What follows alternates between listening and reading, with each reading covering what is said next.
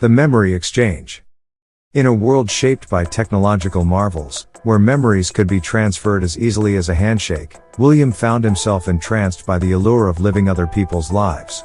The memory exchange had revolutionized society, offering individuals the chance to experience moments they could never have dreamed of. It was an enticing temptation, and William, a man of modest means, soon found himself drawn into a relentless spiral. William's obsession began innocently enough. He would browse through the memory exchange catalog, his heart racing as he explored the exhilarating memories of extreme action sports celebrities and the glamorous experiences of famous actors. With each transfer, he felt an adrenaline rush that momentarily transported him into a world beyond his own. His wife Vanessa wasn't so sure of his newfound hobby, and warned that she had overheard that too much memory exchanging could have adverse effects on individuals. He could feel the wind rushing past as he soared through the sky in a wingsuit, or the thunderous applause of an adoring audience after a spellbinding performance on stage. The overwhelming warmth he felt as audience members gushed over how wonderful the performance had been. The vividness of these memories left him breathless, and he became addicted to the temporary escape from his ordinary life. Yet, as time passed, the thrill began to wane, and William found himself yearning for more intense experiences to satiate his growing hunger for excitement. He delved into the memories of reckless daredevils, thrill-seekers, and YouTubers craving the rush of danger and adrenaline that came with each daring escapade. With each new transfer, William could feel the surge of adrenaline course through his veins. He could taste the fear and thrill of conquering impossible feats, yet he also began to sense a dark undercurrent beneath the exhilaration. The memories he purchased carried not only the excitement but also the emotional weight and scars of those who had lived them. Slowly, the emotional baggage of his acquired memories began to seep into his own consciousness. William found himself haunted by unfamiliar fears and anxieties that didn't belong to him. Nightmares of crashes, falls, and heart-stopping moments plagued his dreams, causing him to wake up in terror in the middle of the night. As his obsession deepened, William's own life began to unravel. He struggled to connect with his wife, Vanessa, and his once vibrant relationships with friends and family faded into obscurity. His pursuit of other people's memories had consumed him to the point where there was little room left for his own experiences and memories. It wasn't long before William found himself forgetting the names of people that he had known his whole life. He'd be out shopping and an old college roommate bumped into him, and William didn't have the slightest clue as to where he had met the man. He didn't even look familiar to him. He found himself lashing out at the old college mate, telling him to get lost and to leave him alone, or he'd call the police. One day, as he stood on the precipice of a towering cliff in his latest transferred memory, the realization hit him like a tidal wave. The breathtaking view that should have filled him with awe was now tainted by the weight of someone else's emotional baggage. William felt a sense of suffocation, as if he were drowning in a sea of memories that were not his own. He staggered back, his heart racing, and stumbled upon a forgotten corner of his own mind. A cherished memory of his wedding day with Vanessa, a moment he had once held dear, had been buried under layers of acquired experiences. He clung to that memory, desperately trying to piece together the fragments of his own identity that had been overshadowed by the memories he had purchased. As time passed, William waged an internal battle against the consuming darkness. His descent into madness was a relentless struggle, his mind torn between the memories he had lived and the memories he had borrowed. The line between reality and illusion blurred, and he found himself unable to distinguish between his own experiences and those of others. Vanessa begged him to stop, and to seek help.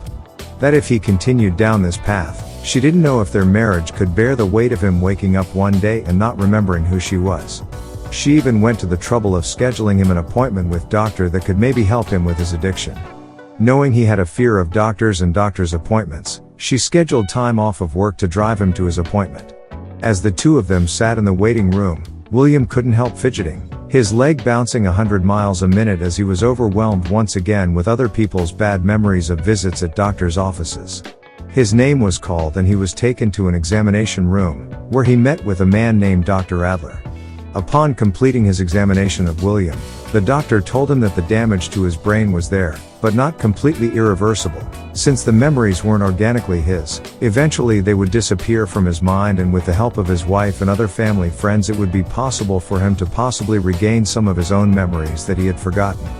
The only caveat being that he would have to quit the memory exchange cold turkey and never again, have another person's past experience downloaded to his mind. Knowing how spontaneously unpredictable addicts could be, Dr. Adler made it a point to also explain this to his wife, Vanessa.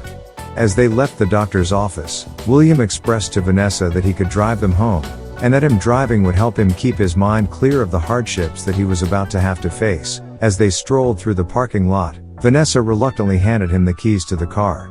On the drive home, Vanessa got lost thumbing through the social media apps on her phone. As she felt the car come to a stop and William throw the vehicle in park, she was horrified when she saw that they were not at their house but in the parking lot of the Memory Exchange.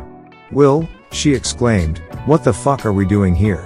You heard what Dr. Adler said." William's face was pale, and he was sweating profusely, wringing his hands together. He turned to her, and with bloodshot eyes, explained, "Baby, I know. Look, it's just one last time and then I'm through, I promise." Vanessa shrugged with confusion, and replied, "What the hell is one more time gonna do for you? And how do I know there aren't 101 more times lined up after this one?" William started to get out of the car, and he pulled his phone out of his pocket to show her a notification he had just gotten. "Look, darling, they just released the memories of soldiers who have survived conflicts and real battles from the war in Ukraine. I've always wanted to know what it was like to be in a shootout. After this, I promise, baby, I'm done." William closed the door to the car, and as he walked towards the Memory Exchange, Vanessa shouted back to him, "If you go in there, motherfucker, I can't promise I'll be here when you get back." William kept walking as if he hadn't heard her. With tears streaming down her cheeks, she yelled one last thing, "Do you not realize this is our marriage you're fucking with?" Hours later, William emerged from the Memory Exchange, his nerves shattered from reliving the horrors of war, from the memories of soldiers he'd never met. He looked around for his vehicle but couldn't find it anywhere, and if he was honest with himself, couldn't exactly remember how he'd gotten there in the first place. He called for a taxi to drive him home, but when the taxi driver asked him where he was going, he had to dig through his phone to remember his own address. Upon being dropped off at his house, when he went to open the door, he was alarmed to find it locked. He banged on it, yelling for his wife to open it, and to his surprise, he was met with her patiently waiting on the other side of it, holding back tears. As he continued to knock, she cried out, "How many memories did you exchange?"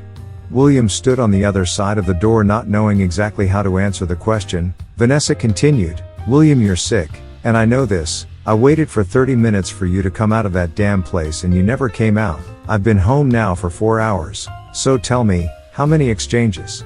William shrugged, retorting, "Honestly, I don't even know. I just know it was my last time, so I went all out and exchanged as many memories as I could."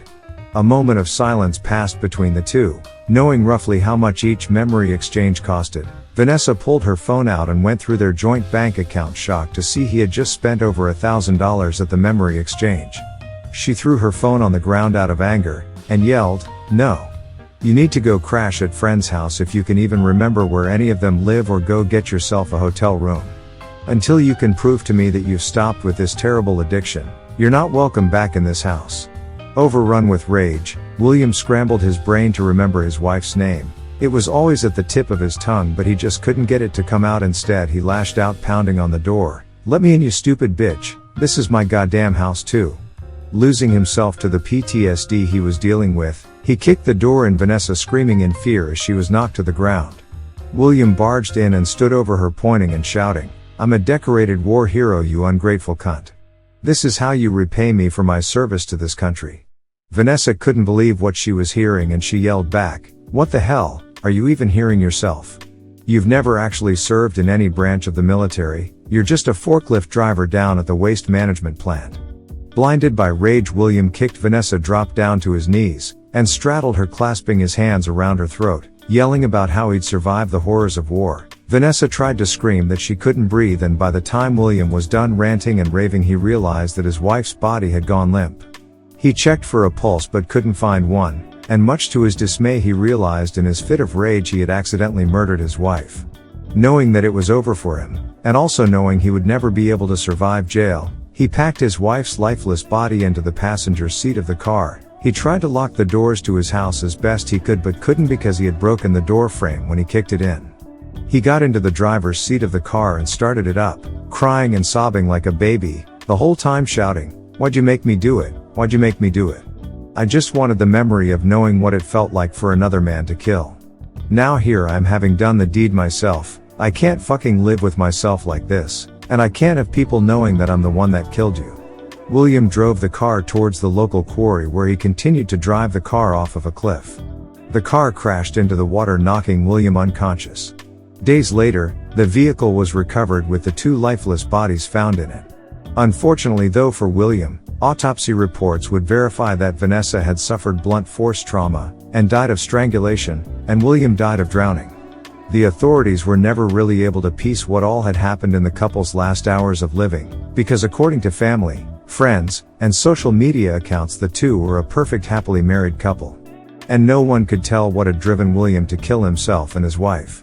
In the end, the memory exchange had not only cost William his identity, but it had also robbed him of his sanity and the love he once held dear.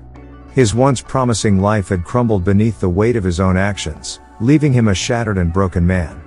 The very technology that had promised to enrich his existence had become his undoing, a stark reminder of the irreversible consequences of his insatiable desire for borrowed memories. And so, William's story serves as a chilling cautionary tale, a testament to the dangers of forsaking one's own experiences and emotions in pursuit of fleeting thrills. As the world around him continued to move forward, a tragic reminder of the destructive power that lies in the pursuit of an unquenchable thirst for more.